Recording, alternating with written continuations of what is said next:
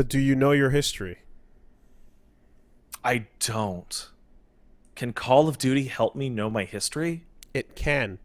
Did you know that don't worry about it years ago, nothing happened here? I did know that many years ago in this place nothing happened at all. Activision removes Tiananmen Square footage from Call of Duty Black Ops Cold War trailer. It lasted less than a second, but a brief snippet of Tiananmen Square footage was in the trailer for Call of Duty Black Ops. And the trailer was then banned in China, and Activision has replaced it with a new edited version worldwide. This is the best because every single time one of these shooters comes out, there's the same interview with the director and the producer where they explain Ubisoft's the worst at it, but Activision's pretty bad, in which they explain like, man, we're just asking questions. It's not about politics at all, man. This is a Call of Duty Cold War. It is about a decades-long struggle of a war that was only fought politically. Mm-hmm. Mm-hmm. And then the fucking tagline of the game is know your history or be doomed to repeat it. Mm-hmm. And then they, without a shred of irony, just start snipping out historical footnotes. Uh-oh. Like, at the instant anyone complains. Not this history, though. This history got a little too hot. Know your other history. It is the most coward bitch fuck loser, like, ride the line of what people will not complain about fucking look of any game's message ever. It is your entire leg in your mouth. It's like... Yeah. Now, of course, China's going to have a problem with this happening. And I remember there was a they were coming up on the anniversary of it the other day, and there was a slight discussion about like, is it possible there might be a slow acknowledgement in some way at some point. There's been a couple of things that indicate that there's a slight softening, and then absolutely not. Ba Sing Se is walled the fuck up. There's no war about Sing Se. Why would you even mention it? So yeah, this is a like the tagline and whatnot just makes this all the more rich and hilarious. But don't forget, please, that this is the sequel to the fucking Blitzchung shit from last year. More specifically, this is a sequel to a Call of Duty game that was like explicitly like pro-torture and pro-extra-legal murder of civilians, and also whitewashed a fucking American war atrocity and tried to pretend that it was the Russian army that did it. COD Blocks? Like yeah. Last year they had a sequence call in their Call of Duty game called the Highway of Death, in which the Russians were bombing all sorts of civilian vehicles and stuff like that. And they're like, oh man, we got to stop the Russian army from causing the Highway of Death. Except the Highway of Death is a real thing that did happen, but it was the other side that did it, not the Russians. Oopsie doodle. It was just a coincidence. Previous bit. Go back to World War II.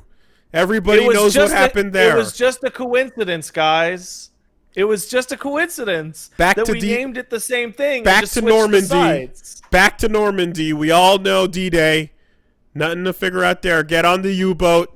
Previous bit. Go back. Oh man, dude, wow. It's fucking. It's the way that they have handled it. It's like, yeah, no, this is a game series that came up in a series of conflicts that were completely morally straightforward. Unambiguous. They were not ambiguous at all, right? like Nazi bad, shoot Nazi bad, bang bang, right? Yeah. Easy. German Wehrmacht, they're gonna stop. They're stomping all over Russian homes and shit. And as we get Defend Stalingrad. more contemporary, suddenly it gets a little less straightforward because we're not quite finished writing history. Like they had in Coblops 1, they had a Vietnam sequence, and fuck, do they like dance around that shit? Mm-hmm. They do like a resurrection of like a deer hunter scene, you know, the Russian roulette shit, and then they have like the fucking napalm shit. But like the characters don't even barely fucking acknowledge that they're even in Vietnam. Well, because like it's fucking weird. Is it weird that the more recent wars we go to, the harder it is to make video games around them, because suddenly justifications get really thin? That's why they all take place in weird fictional countries that are functionally identical to real countries, but it's different. It's a different almost place. like all modern wars are based on a lie, Pat. What are you talking about? Modern wars. Back in the old days when you'd be hanging out with Alex and you'd be like, Alex, what's up? And he's like, I want to take over them. And you're like, okay, Alex, let's do it. Previous back in the good old days.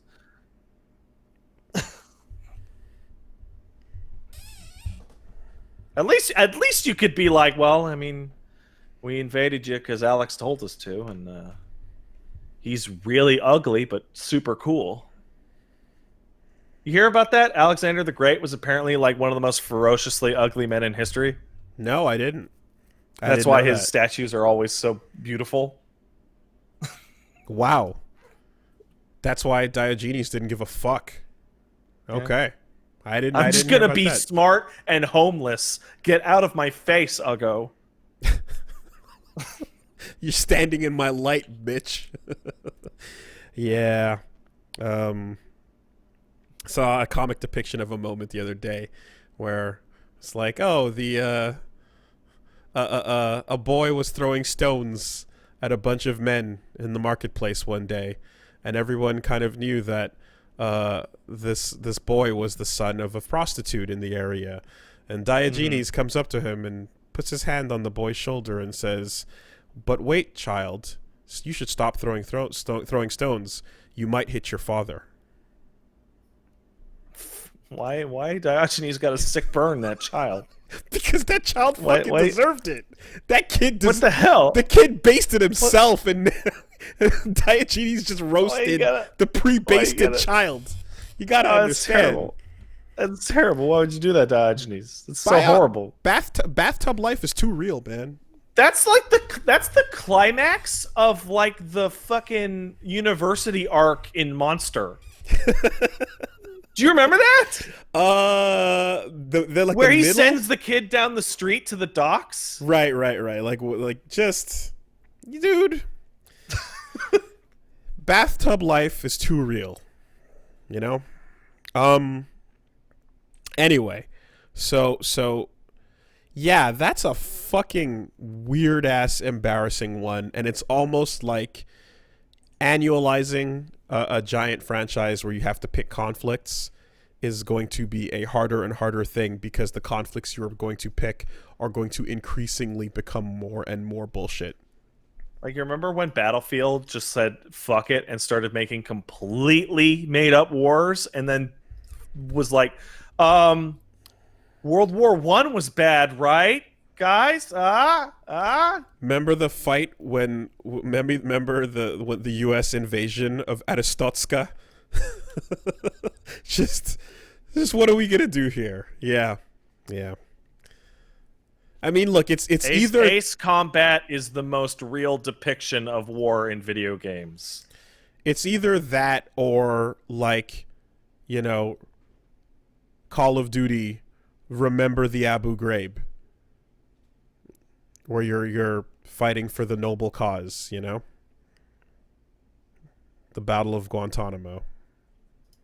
You mean when the Marines went and saved all those people from Guantanamo and Abu Ghraib? They saved them. saved him. You know, Thanks, Call of Duty. the game is actually rather inexpensive by comparison, budget-wise, because all the enemy soldiers have a pretty similar look. Naked bodies with a bag on the face. You only got to make one of those.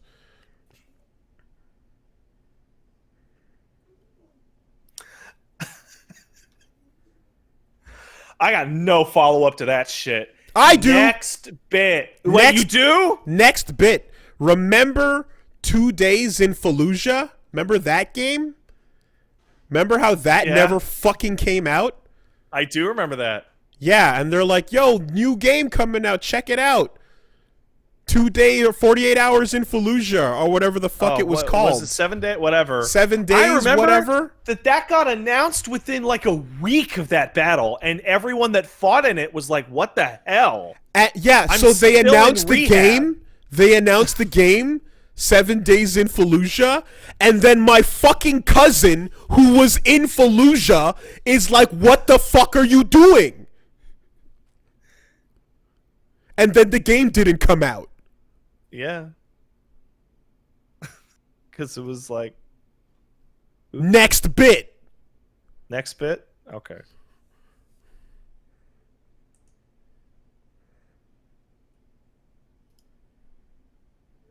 I don't think there's anything more cowardly than making a war game and having the balls to stand in front of somebody and go, oh, it's just asking questions, man. No, wait. I can think of something more cowardly. Making a game that asks, what if black people were robots? And then going, I'm just asking questions, man. Hey.